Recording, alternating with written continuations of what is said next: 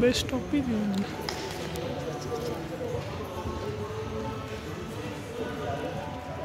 Start है।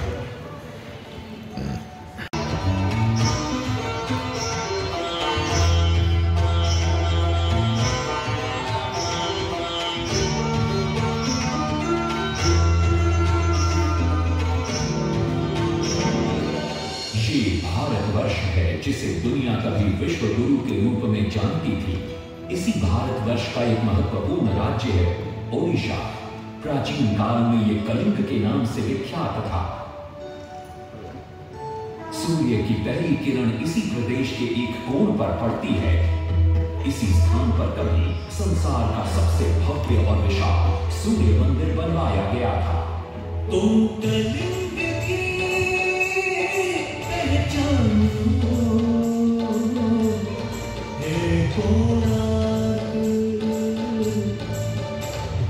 इतिहास का स्वाभिमान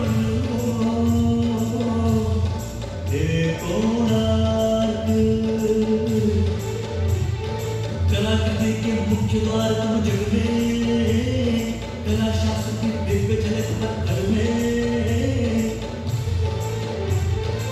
विश्व गुरु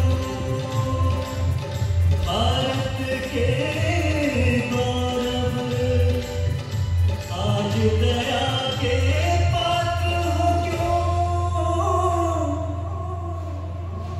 कोणार्क कोणार्क कोणार्क कोणार्क। सैकड़ों साल पहले की बात है। पुरातात्विक दस्तावेज के तौर पर संग्रहित पुस्तक मादगा पांजी और बाया चकड़ा में उल्लेख है कि 13वीं सदी में गंग वंश के राजा लांगुला नरसिंह देव ने इस सूर्य मंदिर का निर्माण करवाया था।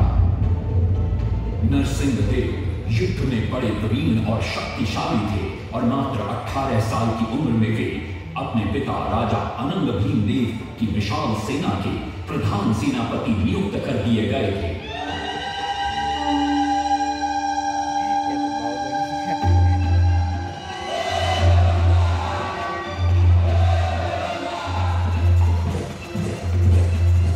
सेनापति बनने के बाद नरसिंह देव ने अपने कुशल नेतृत्व से दक्षिण के कई आक्रमणकारी राजाओं को युद्ध में हराया।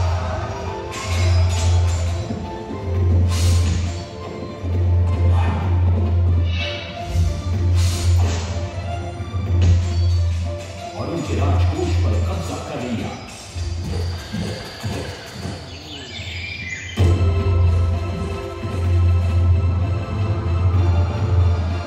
तत्पश्चात उन्होंने विजयकोंडा, जिसे आज हम वारंगल के नाम से जानते हैं,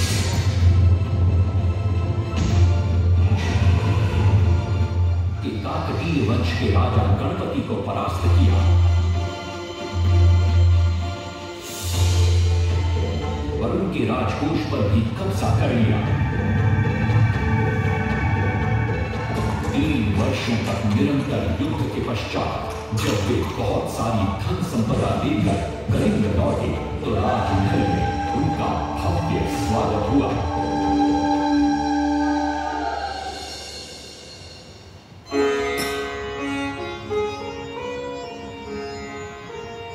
राजमाता कस्तूरी देवी पुत्र नरसिंह देव की वीरता से बहुत प्रसन्न हुई और पुत्र के सामने अपने मन की इच्छा प्रकट की। कहा, तुम्हारे पिता ने शंख क्षेत्र पुरी में भगवान जगन्नाथ का भव्य मंदिर बनवाया है। मैं चाहती हूं कि तुम पद्म क्षेत्र कोणार्क में उससे भी भव्य और विशाल सूर्य मंदिर बनवाओ। किंतु नरसिंह देव माता से प्रति प्रश्न करते हैं, सूर्य मंदिर ही क्यों, और वो भी कोणार्क में? तब राजमाता कस्तूरी देवी बतलाती है, द्वापर युग में भगवान श्री कृष्ण के पुत्र सांब बड़े ही सुंदर और सुकुमार थे। वो नारद मुनि को चिढ़ाया करते थे। एक दिन नारद मुनि ने सांब को सबक सिखाने की योजना बनाई और उन्होंने सांब की सुंदरता की प्रशंसा कर उन्हें गोपियों के साथ जल क्रीड़ा करने को उकसाया। वहीं दूसरी तरफ भगवान श्री कृष्ण को जाकर कह दिया कि सांब अपनी मां समान गोपियों के साथ जल क्रीड़ा कर रहा है। श्री कृष्ण इस बात से बहुत क्रोधित हो जाते हैं और वे सांब को श्राप दे देते हैं, जिस सुंदरता का तुम्हें अभिमान है वो तत्क्षण नष्ट हो जाए। सांब को कोढ़ हो जाता है। जब सांब राजमहल लौटते हैं और मां जामदेवी को ये पता चलता है कि पिता श्री कृष्ण के श्राप की वजह से सांब की ये अवस्था हुई, तो सारी रानियां क्रोधित हो जाती हैं। नारद जी को बुलाया जाता है। वे रोग मुक्ति का उपाय बतलाते हैं। वे कहते हैं सूर्य की पहली किरण उग्र देश के एक कोण पर पड़ती है जिसका नाम कोणार्क है। सांब को वहीं जाकर सूर्य की आराधना करनी होगी।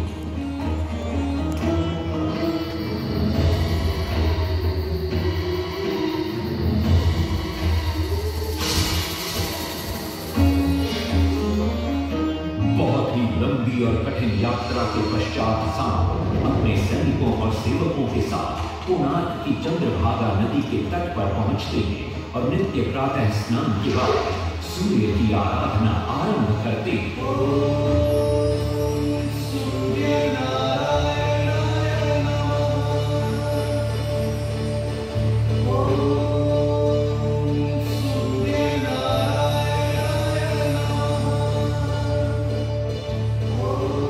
अन्न जल त्याग कर 12 साल की कठिन तपस्या के बाद सूर्य देव प्रसन्न होकर प्रकट होते हैं और सांब को रोग मुक्त होने का वरदान देते हैं।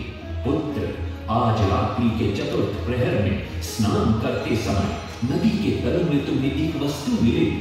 वो मेरा ही प्रतिरूप होगी। उसका स्पर्श पाते ही तुम इस कोढ़ रोग से मुक्त हो जाओगे। स्नान के पश्चात सांब जब नदी से बाहर आते हैं तो वो रोग मुक्त हो चुके होते हैं। उनके हाथ में एक छोटा सा पत्थर है। उनके सुंदर और सुकुमार शरीर को देखकर सारे अनुचर और सिपाही प्रसन्न होते हैं। सांब उस पत्थर को वहीं स्थापित कर एक छोटा सा मंदिर बनवाते हैं। लेकिन जब उन्हें ज्ञात होता है कि सूर्य पूजा का विधि विधान यहाँ किसी को पता नहीं है तो वे चिंतित हो जाते हैं। वे ध्यान में बैठते हैं। सूर्य देव पुनः प्रकट होते हैं और सांब के पूछने पर बतलाते हैं कि दूर पश्चिम में साक्य देश के मागा ब्राह्मण पूजा की विधि विधान जानते हैं। सांब साक्य देश की ओर निकल पड़ते हैं जो आज का ईरान है।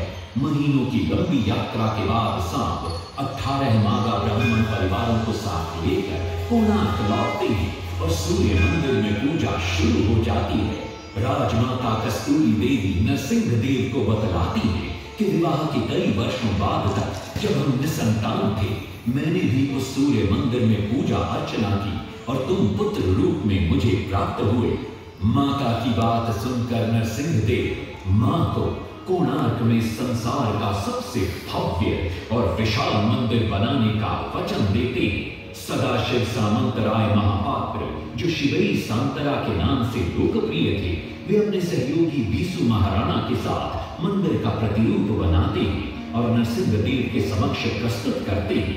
नरसिंह देव मंदिर का प्रतिरूप देखकर अभिभूत हो जाते हैं और शीघ्र मंदिर निर्माण कार्य आरंभ करने का आदेश देते हैं। दूर दूर से बड़े बड़े पत्थर लाए गए, जितने पत्थर डाले गए सारे टूट गए।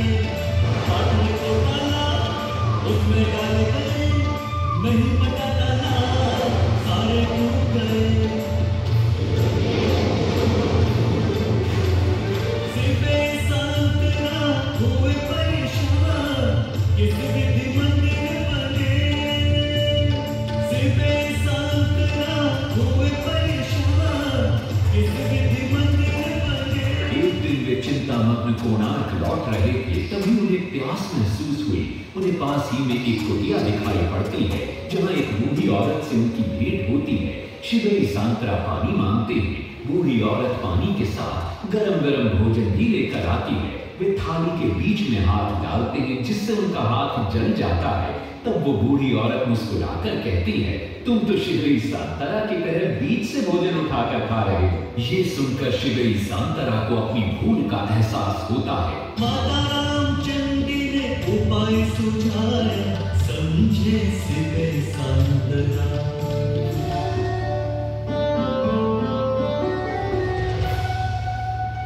तत्पश्चात वो किनारे से पत्थर डलवाना शुरू करते हैं और मंदिर निर्माण का कार्य तेजी से आगे बढ़ने लगता है।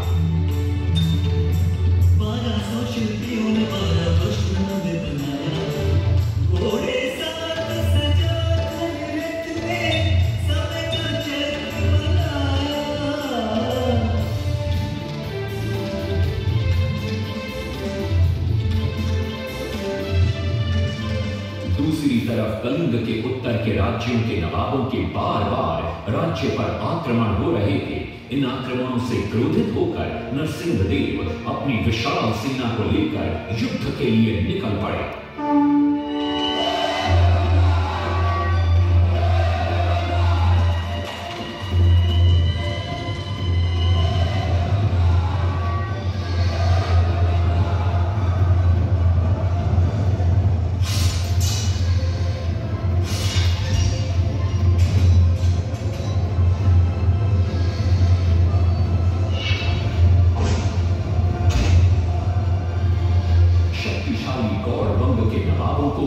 युद्ध में परास्त कर दिया और उनसे प्राप्त सारा धन अपने कब्जे में लेकर सूर्य मंदिर के निर्माण कार्य में लगा दिया। 1200 कारीगरों के अथक प्रयास से 12 साल बाद विशाल और भव्य सूर्य मंदिर बनकर तैयार हुआ। उस समय के लोगों में वास्तुशास्त्र, ज्योतिष शास्त्र और खगोल शास्त्र का जो ज्ञान था, उसे देखकर आज के बड़े बड़े वैज्ञानिक भी आश्चर्यचकित रह जाते हैं। कई प्रयासों के बाद भी मंदिर के गुंबद पर कलश स्थापित नहीं हो पा रहा था। क्रोधित नरसिंहदेव ने आदेश दिया कि कल प्रातः काल तक यदि कलश स्थापित नहीं हुआ तो सबके सर धड़ से अलग कर दिए जाएंगे। सभी शिल्पकार घोर चिंता में डूब जाते हैं।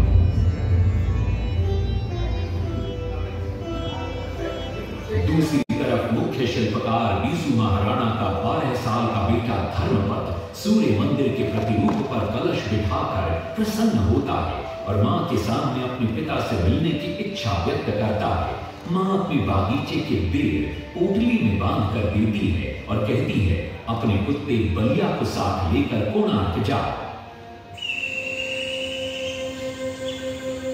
बलिया अपने मालिक को पहचान लेता है और बीसू महाराणा से लिपट जाता है। धर्मपद अपने पिता को प्रणाम करता है और अपना परिचय देता है। सबको चिंता में देखकर वो अपने पिता से इसका कारण पूछता है। कारण जानकर धर्मपद कहता है, अगर आप आज्ञा दें तो मैं मंदिर के गुंबद पर कलश स्थापित कर सकता हूं। शिवेरी सांतरा धर्मपद को अनुमति दे देती है। धर्मपद गुंबद पर चढ़ जाता है और कुछ ही समय के प्रयत्न के पश्चात वो कलश को स्थापित करने में सफल हो जाता है। गुंबद पर कलश स्थापित होते नीचे गर्भगृह में चारों दिशाओं में लगे चुंबकों के आकर्षण से सूर्य महाप्रभु की मूर्ति शून्य में स्थापित हो जाती है। सब धर्मपद को कंधे पर बिठाकर खुशी से नृत्य करने लगते हैं। तभी कुछ कारीगर इसका विरोध करते हुए कहते हैं, अगर सुबह राजा को ये पता लग गया कि इस बच्चे ने कलश को स्थापित किया है तो किसी का बचना संभव नहीं है, इसलिए धर्मपद को मरना होगा। इस बात से शिवेरी सांतरा बड़े क्रोधित हो जाते हैं। भीषण वाद विवाद छिड़ जाता है। ये सब देखकर धर्मपद गहरी चिंता में पड़ जाता है और वो सोचता है कि यदि मेरे जीवित रहने से इन सब का सर काट दिया जाएगा तो इससे अच्छा है कि मैं आत्म बलिदान कर दूं ताकि सबके प्राण बच जाएं। और उसी पल धर्मपद नवनिर्मित सूर्य मंदिर के शिखर पर चढ़ जाता है।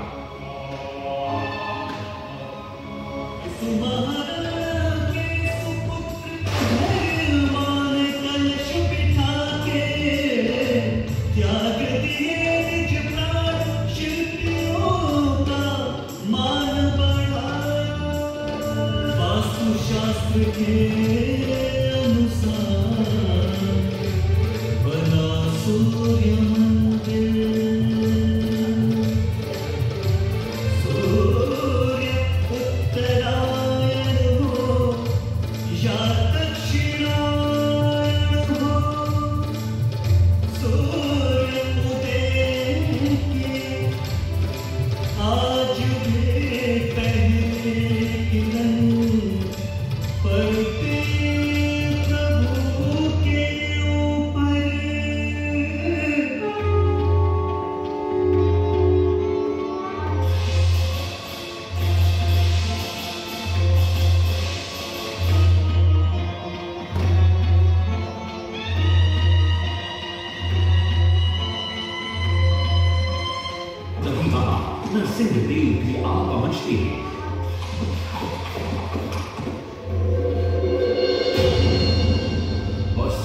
महाप्रभु को शून्य में स्थापित देख वे भी आनंद से भर जाते और श्री शांतरा की भूरी भूरी प्रशंसा करते।